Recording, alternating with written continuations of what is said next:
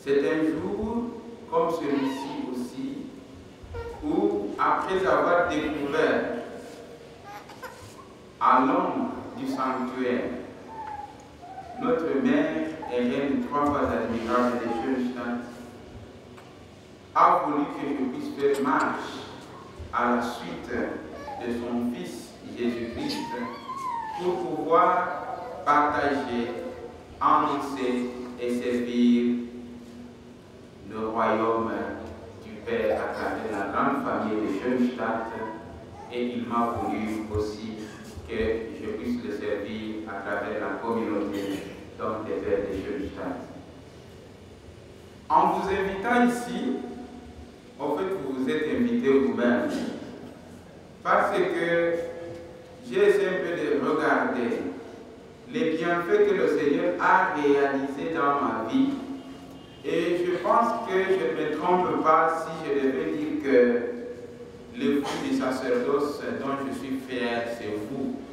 Et le prêtre en qui vous avez placé votre confiance aussi, c'est moi. Raison pourquoi nous sommes ici pour venir rendre tous grâce à Dieu pour tout ce qu'il a réalisé en moi et en vous comme merveille. Parmi vous, il y a mes amis, parmi vous, il y a mes parents, mes frères et sœurs. Parmi vous, il y a mes collaborateurs dans l'apostolat. Parmi vous, il y a mes collègues de l'université. Parmi vous, il y a ceux-là avec qui j'ai partagé, on s'est jeté la boue. Ils sont parmi vous, les gens avec qui j'ai grandi. Parmi vous, il y a mes petits frères séminaristes qui aussi viennent en route pour pouvoir venir servir le Seigneur à travers le sacerdoce. Parmi vous, il y a mes confrères prêtres, diocésains et missionnaires avec qui je partage la vie et l'apostolat.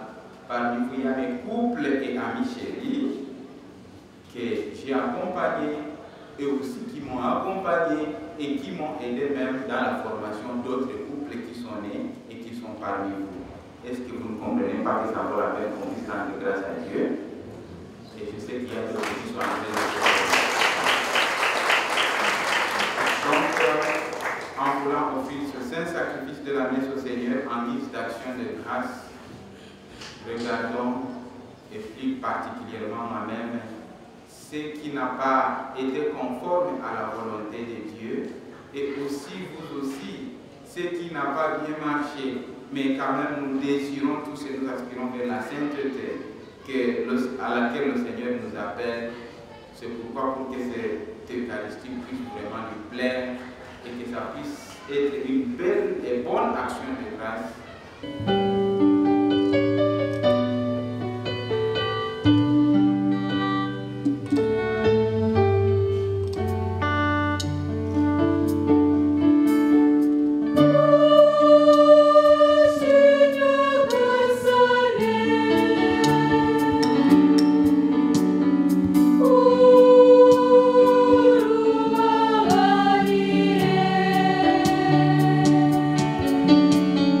Oh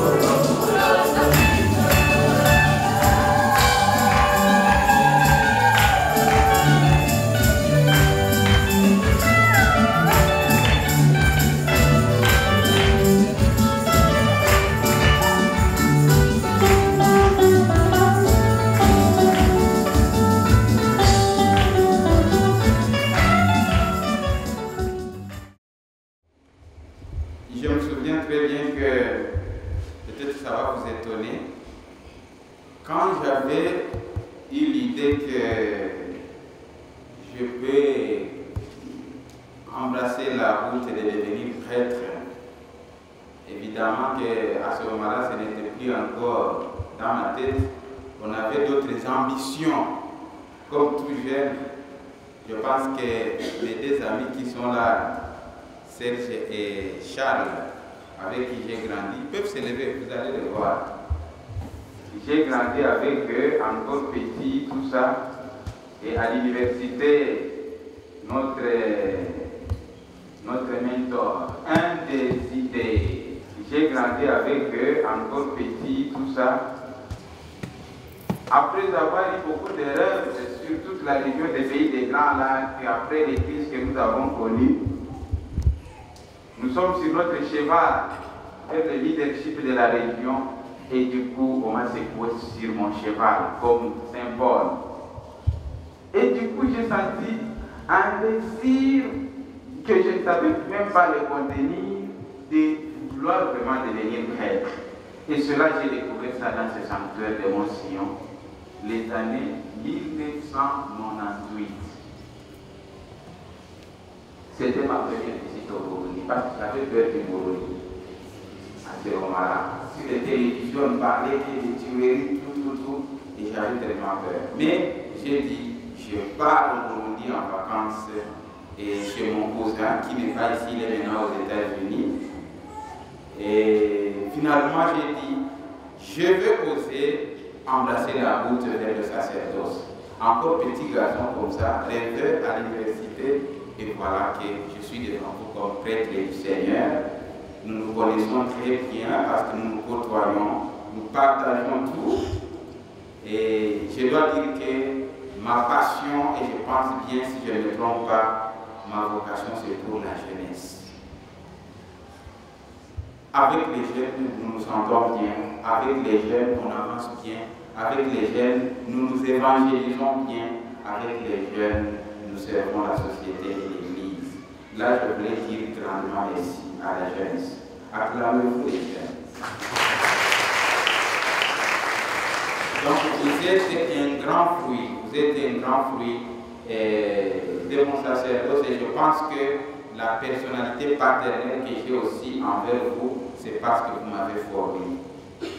Vous m'avez formé et vous avez fait de moi ce prêtre-là et que vous voyez ici. Et c'est la raison pourquoi, quand j'avais discerné au noviciat quelle pourrait être ma devise sacerdotale, je suis parmi les rares prêtres qui prennent les devises dans l'Ancien Testament. Et j'ai pris justement ma devise dans l'Ancien Testament, dans le deuxième livre de Samuel, au chapitre 7e, le 14e verset A. Et ce 14e verset dit, je serai pour lui un père, et il sera pour moi un fils et une fille alors. Pour moi, ça c'est très important, cette devise. Elle m'a accompagné, je pense, depuis ma jeunesse, depuis la maison.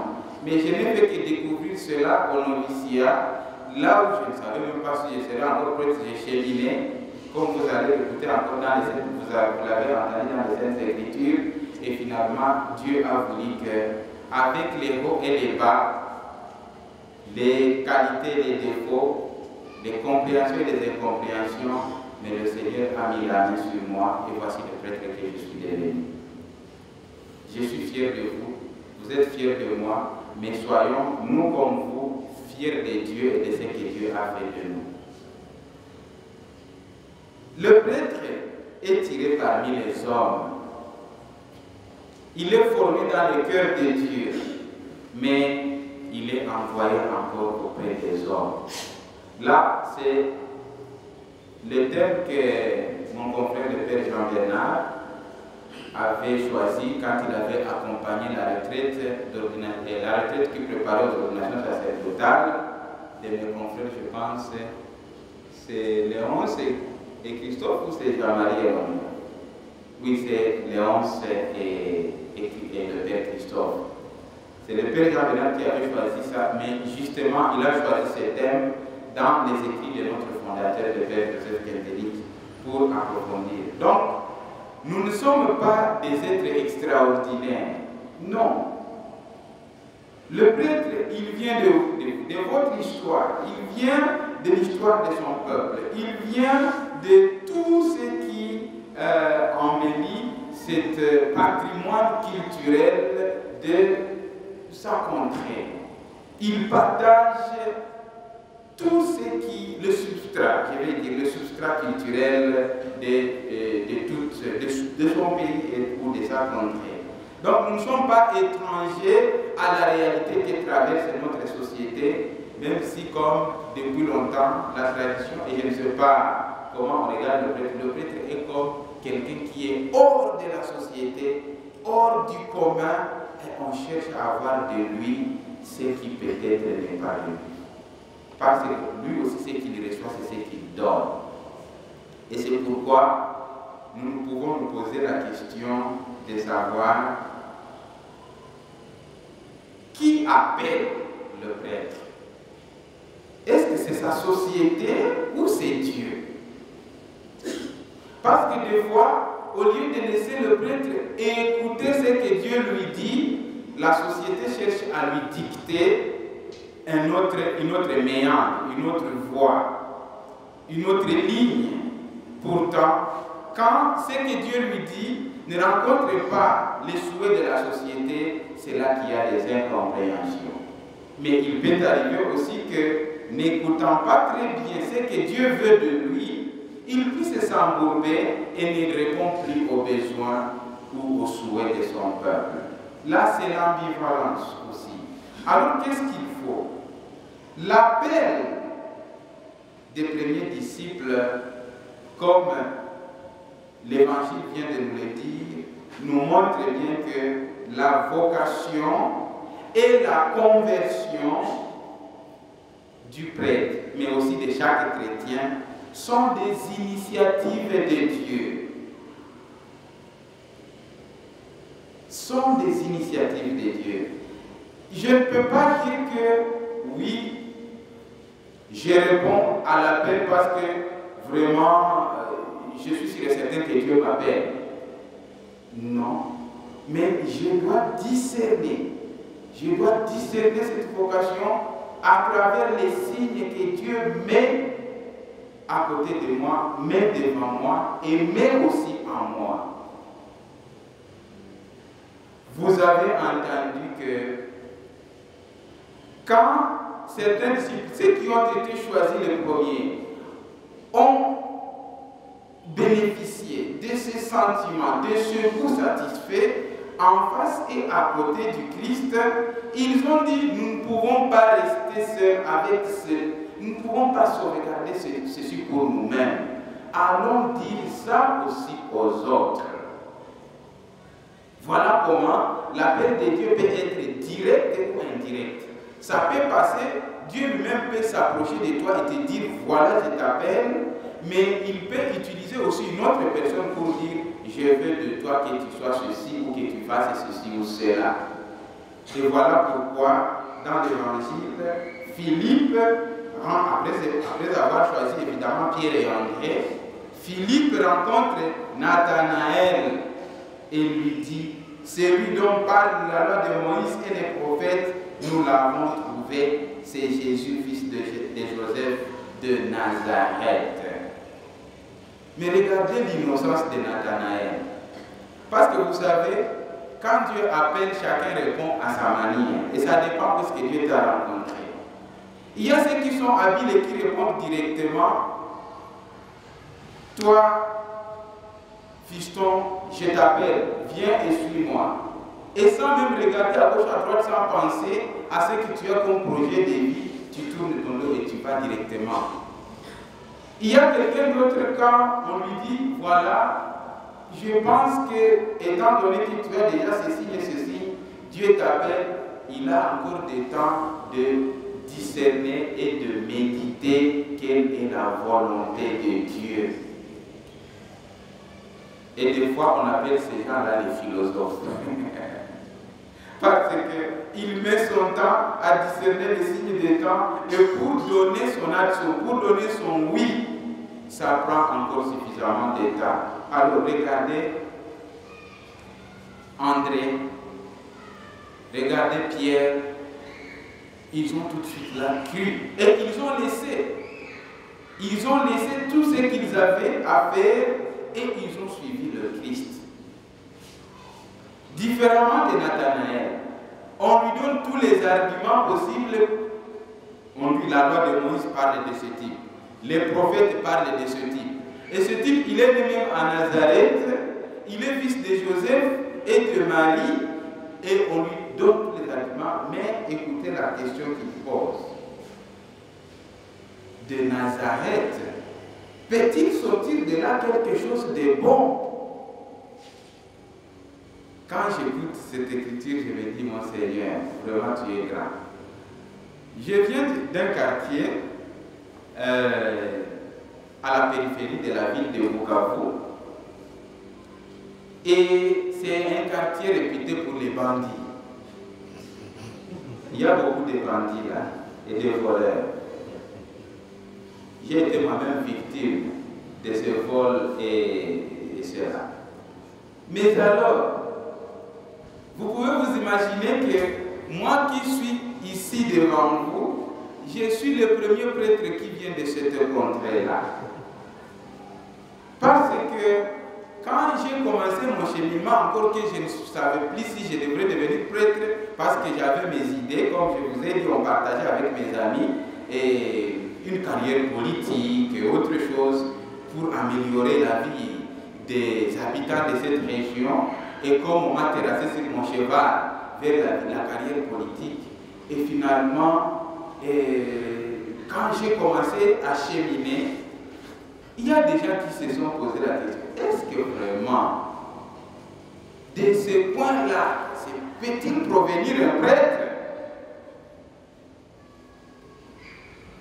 Beaucoup voulaient me décourager, beaucoup ne voulaient pas que j'avance.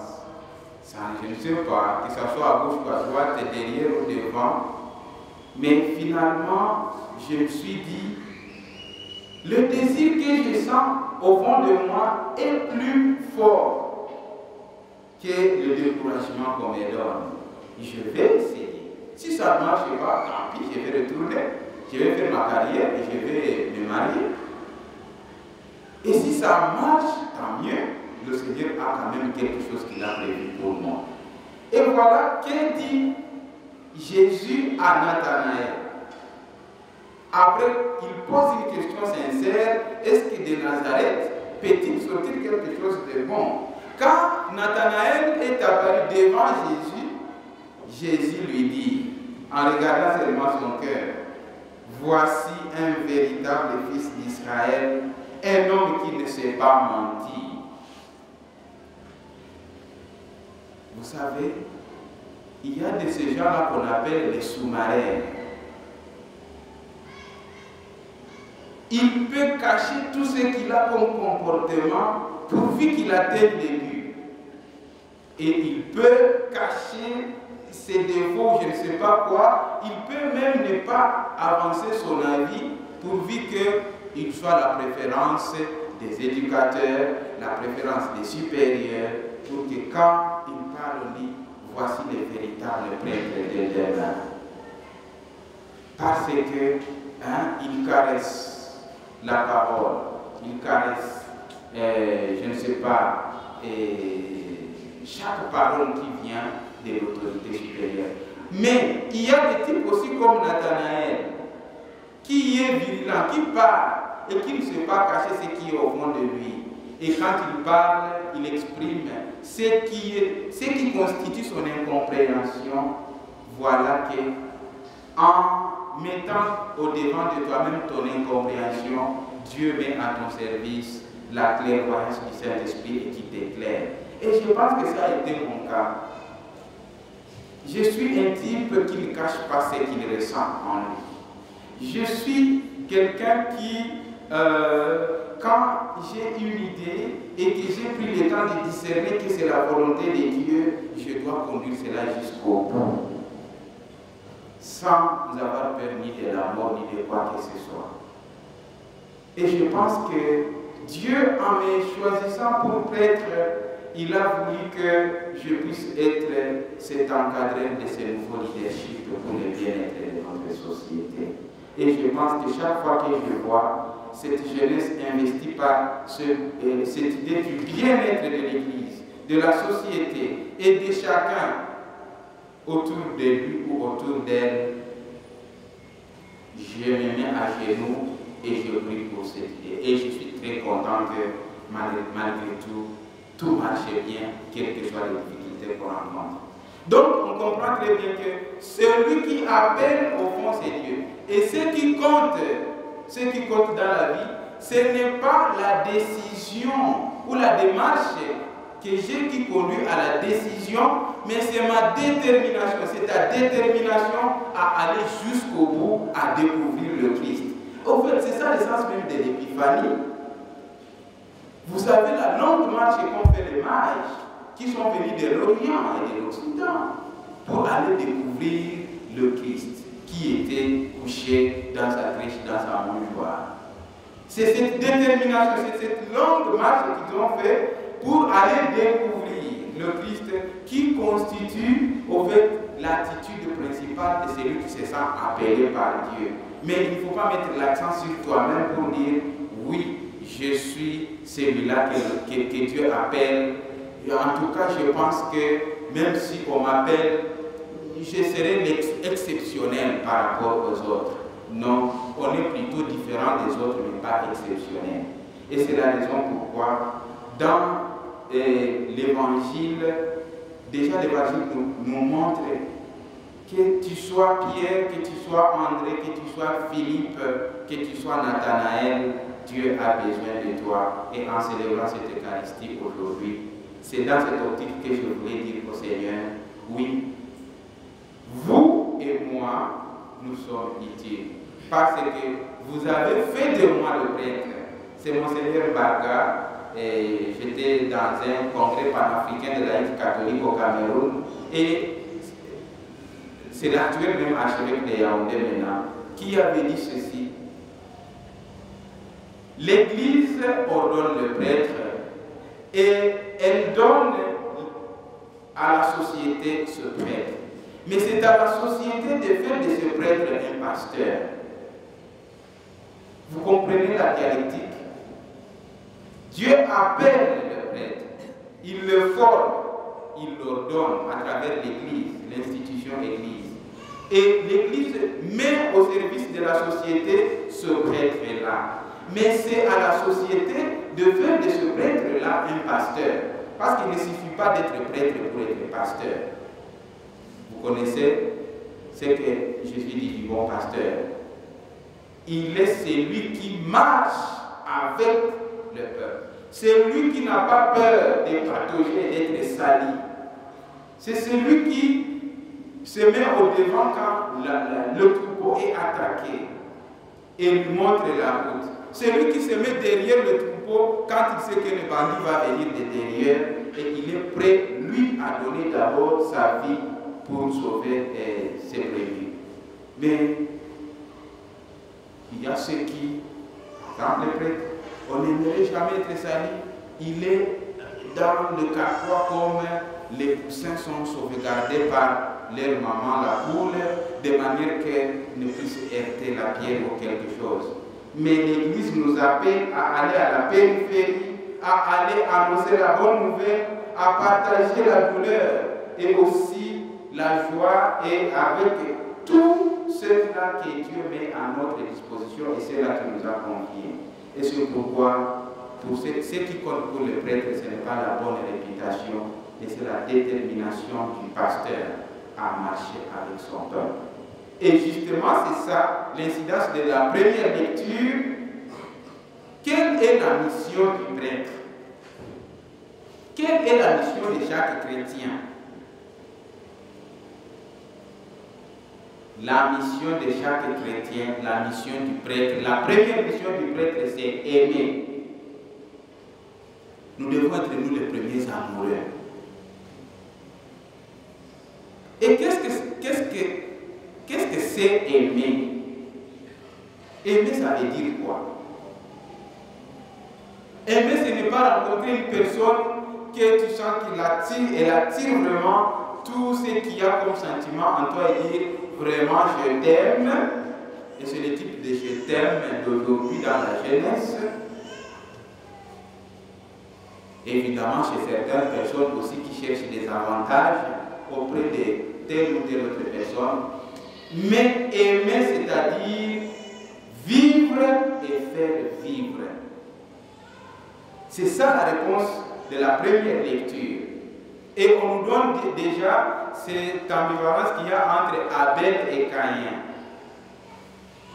Abel aimait Dieu et il a donné à Dieu tout ce qu'il avait comme belle brebis, même grâce qui venait évidemment de son travail. Il choisissait les bonnes brebis ou les agneaux qui étaient gras et qu'il a offert toujours à Dieu. Alors que Caïn était un homme de calcul.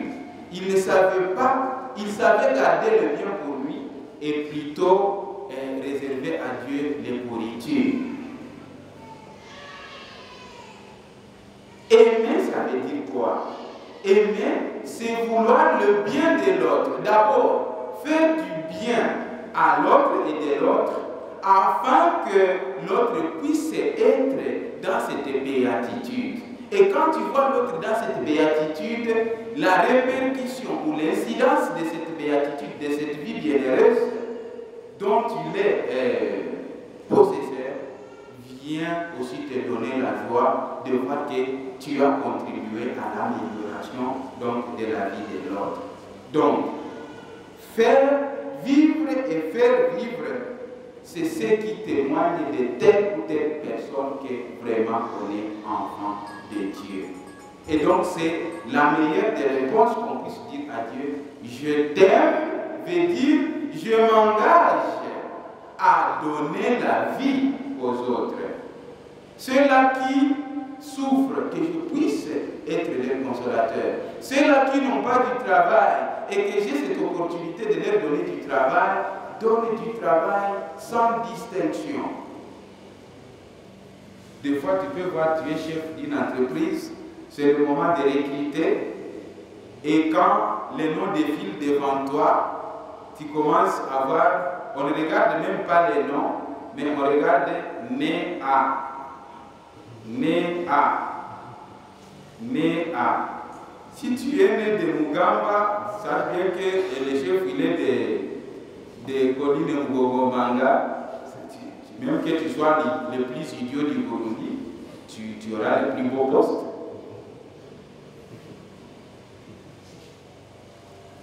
Quand tu es dans une instance, peut-être, je ne sais pas laquelle, où c'est le moment, je ne sais pas, de discerner qui doit passer pour, je ne sais pas, et qui serait peut-être ton futur conjoint ou conjointe, tu vas dire quoi?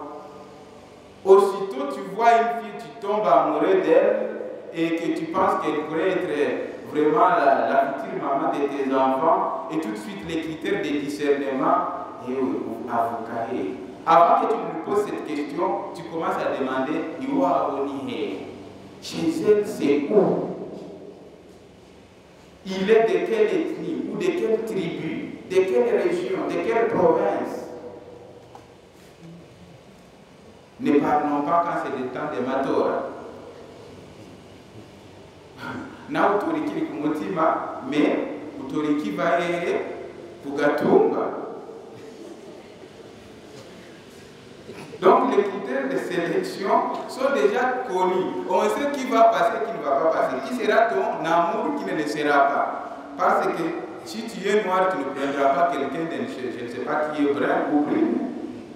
Quels sont les critères qui nous poussent justement à répondre positivement à l'appel de Dieu? Nous, comme prêtres, nous venons, dès qu'on est prêtre, on n'a plus de race, on n'a plus d'ethnie, on n'a plus de tribus, on n'a plus de pays.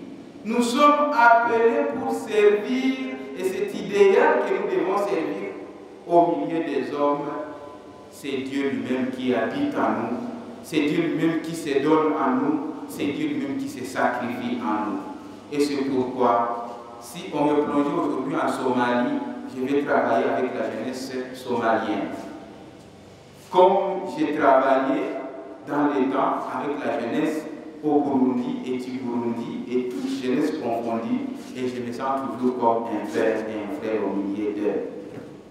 C'est comme qu'il va me plonger au Congo ou au Rwanda, je vais travailler avec dans l'avancement du Seigneur, que ce soit en Europe ou aux États-Unis ou en Amérique, je ne sais pas où. Ce qui compte pour un prêtre, c'est cette disponibilité à aller jusqu'aux confins de la terre, à la périphérie, et donner le meilleur de toi-même. Parce que toi, tu donnes ce que tu peux, mais Dieu paie tout pour toi. Et alors, on ne doit pas avoir peur. En concluant cette méditation de cette matinée, je vous ai dit qu'on vient rendre grâce à Dieu. C'est sûr et certain que j'ai réalisé pas mal de choses pour lesquelles même vous êtes ici, vous avez répondu positivement à cette invitation, mais certainement qu'il y a peut-être des choses auxquelles je n'ai pas abouti, ou peut-être que je n'ai pas bien réalisé, alors je peux vous demander, priez pour moi. Priez pour moi, que je puisse répondre encore mieux qu'avant à l'idéal pour lequel Dieu m'a appelé. Il a voulu que je puisse servir cet idéal sacerdotal en rencontrant ou en contribuant pour la vie bienheureuse de son peuple. Faites de moi et priez pour moi, que je sois toujours ce bon pasteur qui répond à vos attentes et qui, autant, tant bien que mal, avec mes limites, mais aussi mes qualités, je puisse être ce prêtre au désir de Dieu, mais aussi qui répond aux souhaits du peuple de Dieu. Je vous remercie. Que le Seigneur soit.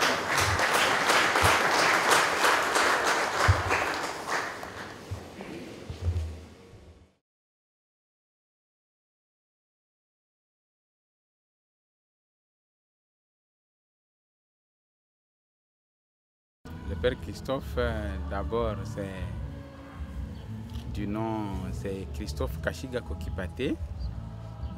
Je suis originaire du Congo, précisément à Bukavu. Oui, je suis prêtre de la communauté de Père de Schoenstatt. J'ai commencé à cheminer l'année 2000 quand je suis venu ici pour la formation. Et le 3 janvier, j'ai été ordonné prêtre. Et voilà 10 ans que je viens de passer dans ce ministère sacerdotal. Et avec beaucoup, évidemment, de joie. Mais toujours pour que la joie soit confirmée, il faut que ça soit accompagné par des moments aussi de peine. Ce qui veut dire que le sacerdoce est accompagné par aussi un accent de sacrifice. Et ce sacrifice bien assumé, bien accompli, donne de la joie, parce que ce sacrifice est en vue du salut du peuple de Dieu. Voilà, c'est celui-là, le Père Christophe, qui travaille dans le mouvement apostolique de Schoenstatt, mais aussi dans l'église du Christ, partout où je suis envoyé. Et pour le moment, je suis actuellement ici. Je travaille j'accompagne la branche des hommes au niveau national. Je suis dans le comité de pilotage de l'éducation à la paix, de l'atelier École de la foi. Et voilà, je suis aussi enseignant. Je donne cours à la propédétique et bien d'autres choses. Mais je peux dire trois choses durant ma vie sacerdotale. C'est d'abord la prière, la vie de la prière. Sans la prière, on ne peut pas arriver à faire quoi que ce soit. La prière, c'est vraiment comme l'oreiller, on se repose chaque fois qu'on planifie ou chaque fois qu'on revient de l'apostolat. Et d'autres moments, c'est l'Eucharistie. L'Eucharistie célébrée, on se renouvelle et on renouvelle aussi les autres, on les sanctifie. Donc c'est un moment de repos aussi dans le Christ. Et évidemment l'apostolat. J'aime beaucoup l'apostolat, la mission que l'Église me confie, que la communauté me confie. Et j'assume cela avec beaucoup de joie. Et heureusement, j'ai toujours expérimenté la proximité de la Mère de Dieu, ce sanctuaire que vous voyez ici au fond de moi.